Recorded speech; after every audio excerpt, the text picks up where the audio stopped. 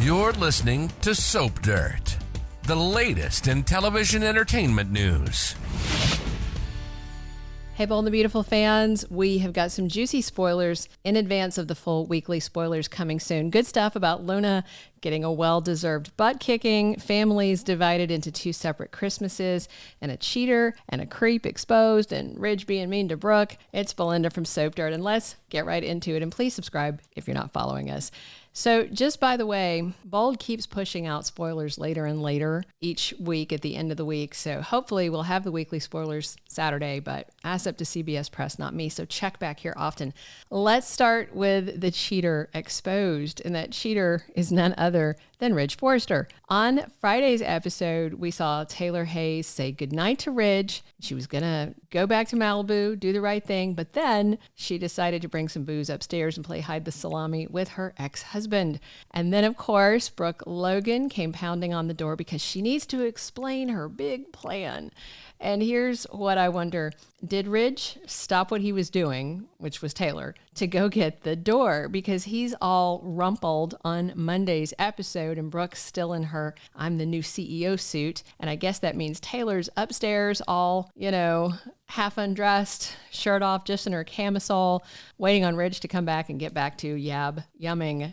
I wonder if Taylor's going to show up at the top of the stairs, make it obvious she's there, because she did make a very, very specific choice on Friday's episode, knowing he hasn't officially broken up with Brooke.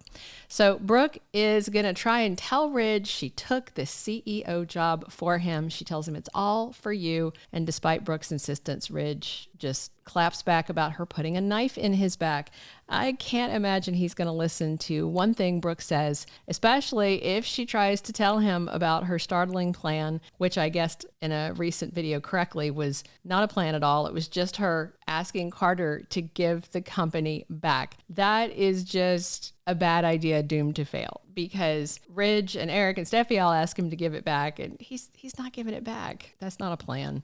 It'll be kind of awkward if Ridge goes upstairs and tells Taylor she's got to get dressed and go. So we'll see if Ridge does what he always does and finishes doing an X while still with his current girlfriend.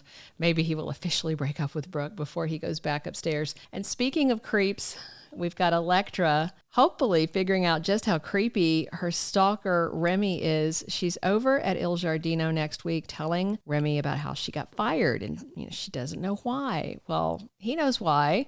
I still can't believe Katie took those photos of Electra at face value from a random email in this day and age where you can turn any photo into anything. You can create a photo out of nothing. And she didn't even question it. So I really hope Katie's son, Will Spencer, choose her a new one over it. So Remy tells Electra next week he's there for her just like before. Yeah, it is just like before because he has done this to her in the past, sending out Photoshop naked photos of her to ruin her life so that he can play hero and comfort her.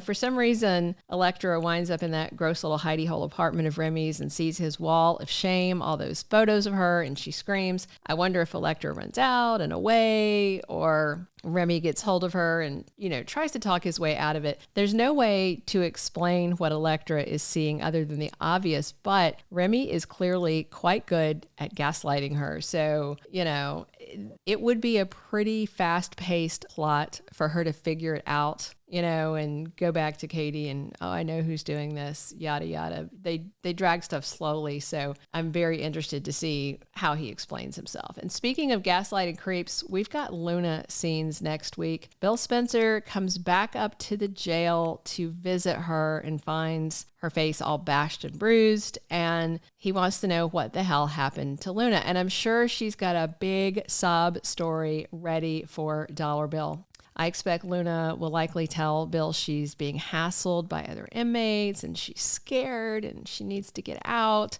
She's a double murderer and trying for a third one before she got caught.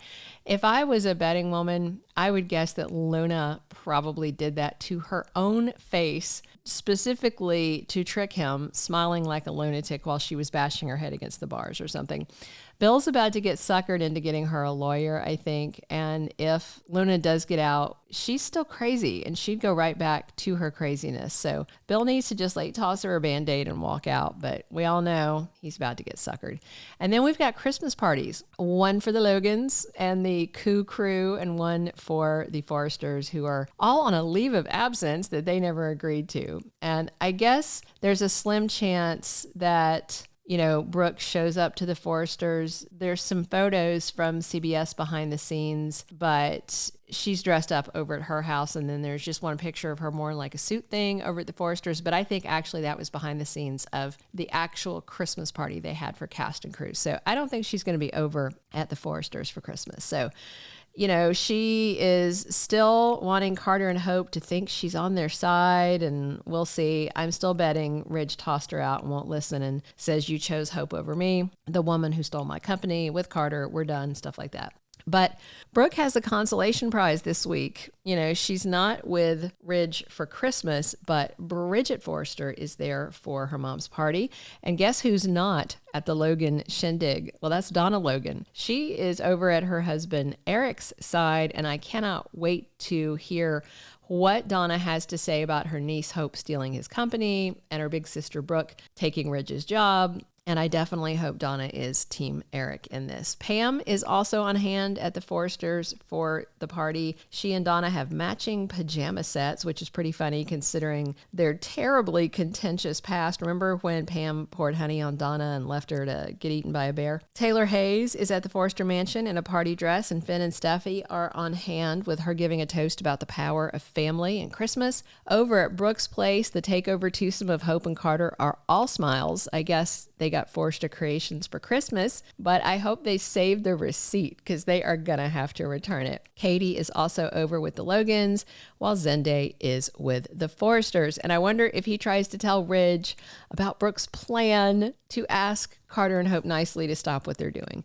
I cannot imagine Ridge's reaction if Brooke or someone else tells him about the plan. Hopefully Brooke will tell him. I don't know if he'll listen at all. But even once he hears it, I don't think he's going to buy it because it's insanely naive to think Hope and Carter will turn around and do the right thing. So Ridge might tell her, you took over as CEO of my stolen company, knowing nothing's going to change unless we, the Forresters, find a way to push them out. Carter and his queen Hope are not going to walk away voluntarily, no matter how nicely Brooke asks. So check back soon for our full weekly B&B Spoilers video. And by the way, there will be 4 new episodes Christmas week with a rerun on Wednesday's episode if they're doing what they're doing on Y&R.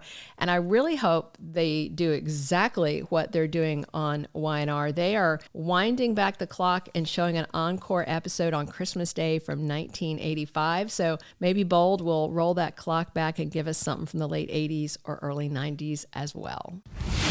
Thank you for being a loyal listener. Follow us wherever you get your podcast, because you don't want to miss the next episode. Soap Dirt is on all the major podcast platforms, including Apple Podcast, Spotify, iHeartRadio, and more.